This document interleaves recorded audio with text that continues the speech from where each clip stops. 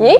點解啲米唔熟嘅？一係就成底黐住晒，佢仲成日自己跳去保溫添啊！佢已經影響咗我幾餐飯啦。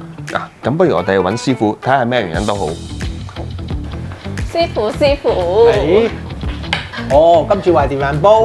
係啊，我哋嚟向你請教今次點樣檢查電飯煲。哦，好啊，拎嚟睇睇。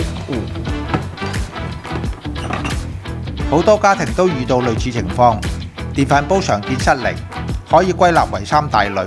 第一，唔通電。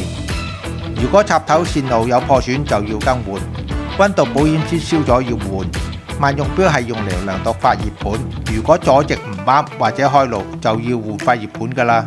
第二，煮唔熟飯，好多時係因為米水唔啱，而內膽亦都冇放平。如果瓷鋼吸力唔夠或者老化，都可能令飯煲提早跳掣，換翻個瓷鋼就得㗎啦。